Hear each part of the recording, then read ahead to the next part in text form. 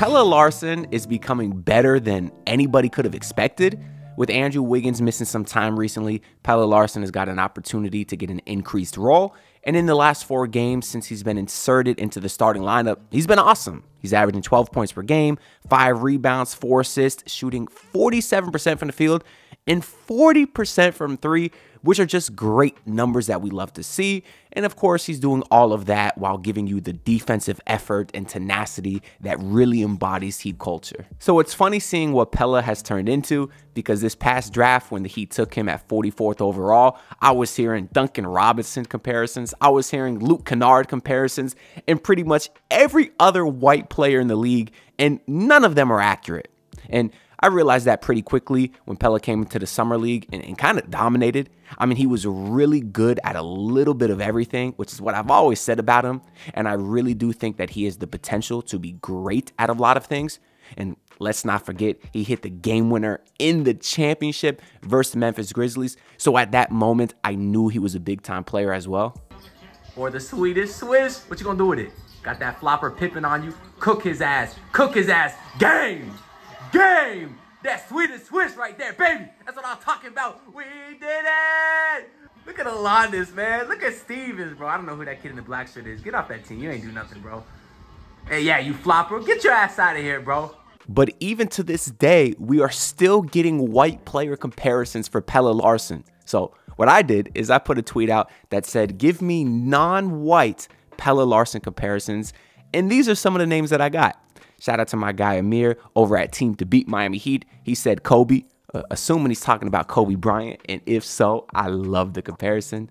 We also got a lot of people saying D. White, Derek White from the Celtics, which I said non-white players. His name is literally White, but obviously I get what y'all doing there. And I don't think that comparison is perfect at the moment, just because Derek White is already a lockdown perimeter defender, and I don't think Pelle Larsson is that yet, at least not on isolation defense, and he's not quite the shooter that Derek White is. But if his potential is to get to a Derek White level, then I would take that any day of the week. This one is from my boy Zay, who says Marcus Smart, which I actually kind of do like. Now, same thing with the defense. Pelle will never be the defender that Marcus Smart is. But coming into the league, Marcus was a guy that could really do lots of different things. And he had that Heat culture. As much as I don't like Marcus Smart, he had that tenacity. He was a guy that was able to facilitate. He wasn't a great three-point shooter, but he was capable and had moments where he could get hot. So for those reasons, I don't think that's a terrible comparison. Just obviously not as good a defender, and Pelle Larsson is not the flopper that Marcus Smart is. We got another Derek White one from my guy Prod by Pack. My guy Ricky J. Mark says, a rookie Wes Matthews plus George Hill.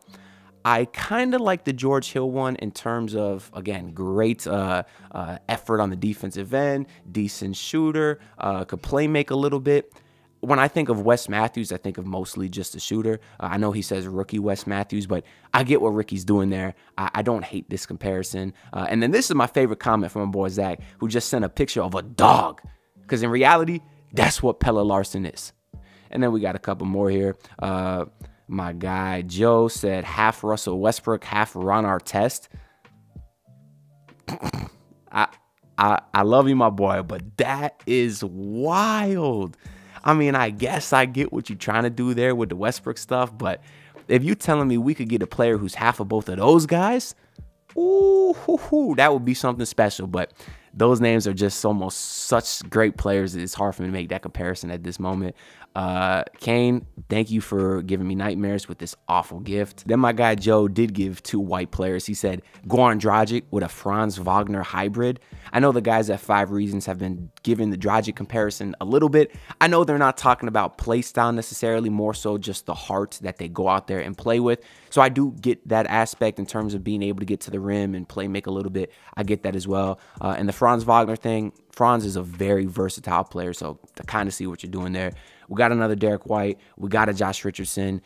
If you remember, like second or third year in Josh Richardson's career, they gave him the keys to try to be the guy because he showed that he could defend and play make a little bit. It didn't work out. So hopefully Pelle doesn't kind of fall off the way Jay Rich did, but I do get what you're saying, Chao Su. I like the Josh Hart one. I've heard that a ton because, again, you're talking about an effort guy. Obviously, Pelle's not quite the rebounder that Hart is, but Hart's a very versatile guy, as is Jimmy Butler. So, hey, if you tell me Pelle is the Jimmy Butler replacement, I kind of like that as well. This is honestly a great one, the Caleb Martin comparison, because Caleb's a better defender, and he's not quite the playmaker that Pelle is, but he was used in different spots on the offensive end as a guy that could slash a little bit, hit the corner three off a spot up catch and shoots, and really was able to get hot at times and be a great contributor to the offense. So I kind of like this comparison as well. We got another Josh Hart and then a Norman Black, who I never heard of, but I looked him up and he played way back in the day. So y'all let me know what y'all comparisons are for Pelle Larsson down below.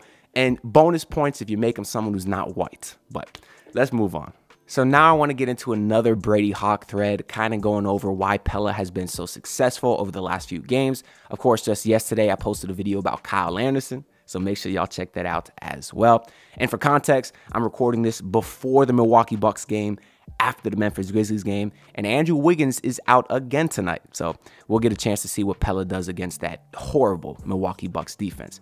But anyways, let's get into the Brady Hawk thread, who of course does a great job on Twitter as always, but we can provide some further analysis and explanation in these videos.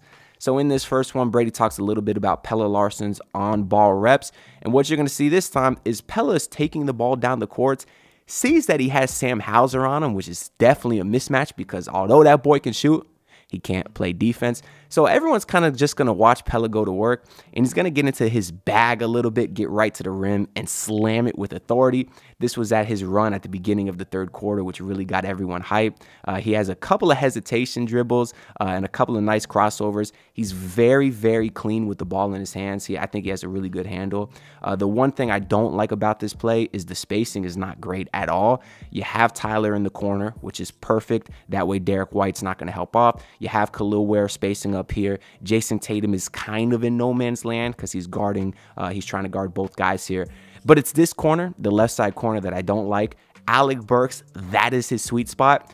But they can't get to Burks because Bam is also kind of standing there as well. And because of that, his man is going to be able to come over here and play help defender. That's Torrey Craig in this case. But good news is Pelle Larsson is so damn athletic and he fears nobody. He's going to rise up for the slam and slam it right over him.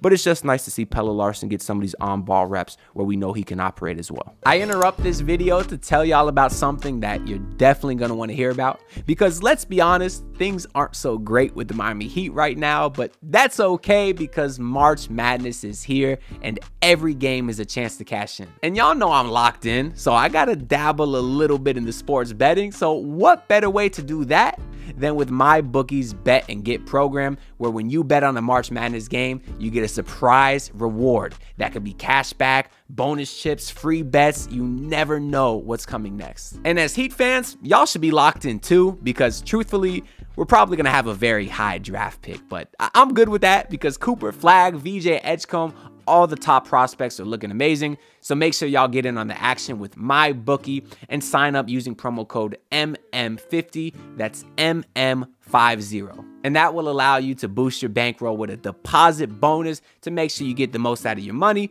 And if you don't want the deposit bonus, that's okay too. Just make sure to let them know that I sent you. So bet on any game, anytime, anywhere, only with MyBookie. Now, let's get back into the video. And in this next tweet, we have a couple of clips of Pelle finishing through contact. This is the one that got me hyped, where Tatum was complaining about the delay of game.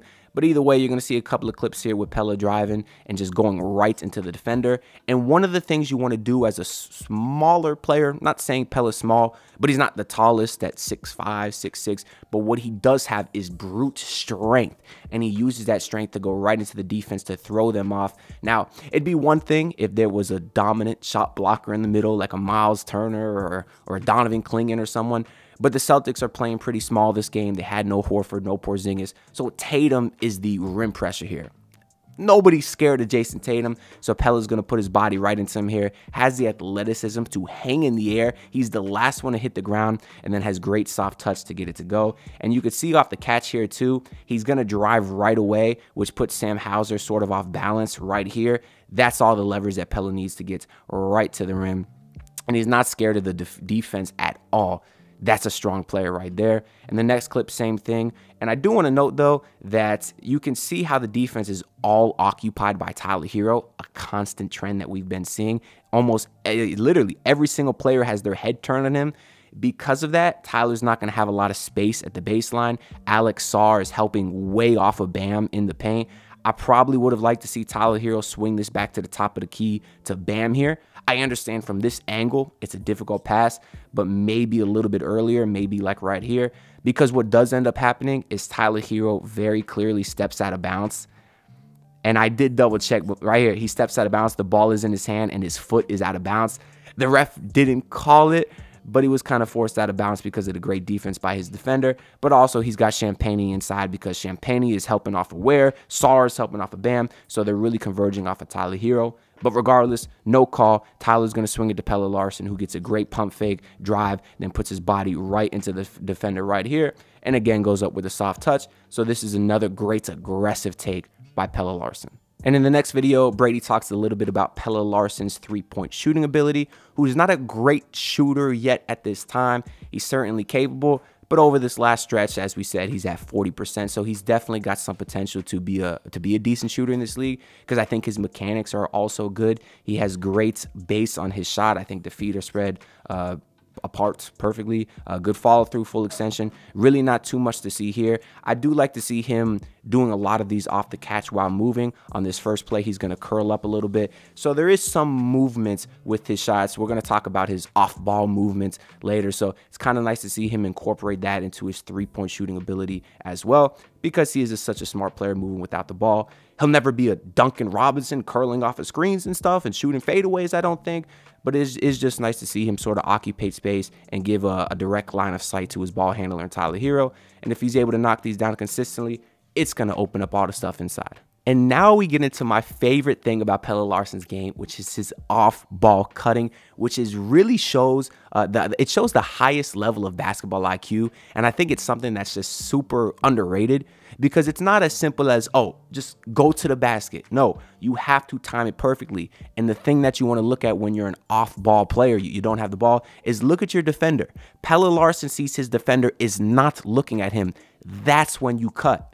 And you have to cut, of course, when the playmaker is in a position to get you the ball. So Pelle waits right until Tyler Hero has a clear lane where he's a little bit past his defender. There's a short distance, so the pass can't get intercepted. And Pelle sees his defender not looking. He cuts right away. Tyler has great vision, so he throws it right there. Pelle's going to get the layup. You're going to see a very similar thing this play. Hayward's going to have the ball right here. Pelle Larsson's man is not looking at him at all, and Pelle's going to go back door for the layup. In this case, you could see at the very beginning, the Celtics have, I think that might be AJ Johnson, way out of bounds here. So it was nice to see the Heat push pace and go for, this is kind of a half-fast break. And what a lot of young players will do on a fast break where you have numbers is they'll sit in the corner to try to take a three. Why? You have a numbers advantage, go to the rim, and that's what I like about Pelle Larsson in this play, is he didn't just sit in the corner. And this play we talked about in a Tyler Hero thread about a week ago. Hero's going to do a fake up pass to Bam, throw Yabusele off bounds. Once again, all 5 defenders are looking at Tyler Hero, so that's an easy cut for Pelle to go back door and finish with the layup. That's beautiful stuff. These next couple of clips show some screens that Pelle has set, which is truly one of the most unselfish things you can do. And a lot of times when you screen, you end up getting the ball back. In this first play here, you're going to see him do an off-ball back screen on Champagnie. That's going to leave Tyler Hero some space at the top of the key. As soon as the Wizards defense notices that, they have 2 guys run out. I think that's Champagnie and Poole. They're going to run out to Tyler Hero, so Pelle slips right back door. Bam is also a great playmaking hub, so he hits Pelle with a beautiful pass, who's able to get that dunk to go. Same thing this play. Pelle is going to set a little bit of a screen on AJ Johnson, but once again, both defenders are occupied by Tyler Hero, so Pelle doesn't stand there. He doesn't twiddle his thumbs. He cuts right to the rim, and Tyler Hero throws a great over-the-head pass, and Pelle once again finishes inside. All of this off-ball movement just provides such a great dynamic to the Heat offense. Now we have some more isolation work for Pelle. You're going to see him get the up fake and finish inside. As soon as I saw this play in live motion, of course, I thought of Jaime Jaquez. And I know a lot of people are hesitant to be happy or get hype about Pelle because we saw Jaime play great last year, and now he's kind of fallen off a cliff. Although I still do believe in him. I think Jaime can figure it out. But what it's going to take for Jaime is he's going to need to learn to shoot the ball. Because once he spaces his game to the three-point line, defenses can't pack the paint on him no more, which is where he likes to operate. I think the same can be said about Pelle Larsson, who is already a better three-point shooter. They have to guard him out there. That's going to allow him space to operate inside. And of course, Pelle just in general is more versatile than Jaime Jaquez. I think he's a better defender at this day and age. But this is just another high IQ fake and great footwork by Pelle. And in this last clip, Brady's going to talk about Pelle's defense to offense stuff because, of course, we didn't watch any videos of his defensive prowess, which there certainly is. There's plenty of videos of him diving on loose balls, which I'd love to get into eventually. But one of the ways to get easy buckets, especially as a Heat team that is not the best scoring team, is to get them off turnovers. And they have been forcing a lot of turnovers over the stretch of games. A lot of that's been Davion Mitchell, Bam Adebayo, even Tyler Hero has had some steals. This time it's Pelle Larsson who's picking the pocket of Quentin Grimes up top. Does a nice timely boop right there to strip the ball, has the athleticism to get it, and then once again goes right into the defense. Just super aggressive and athletic play by Pelle Larsson. And it just, again, this is me showing you that he is truly good at a little bit of everything.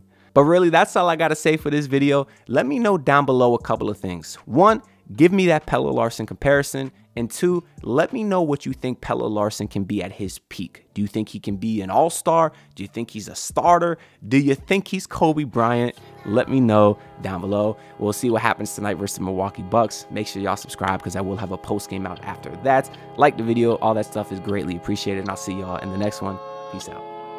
Look, pull up in your city, tryna get that dead face. Do it on my own, I don't need no dead weight. Had to kill him off, yeah, I need a head space. You know this homegrown bitch don't offend me.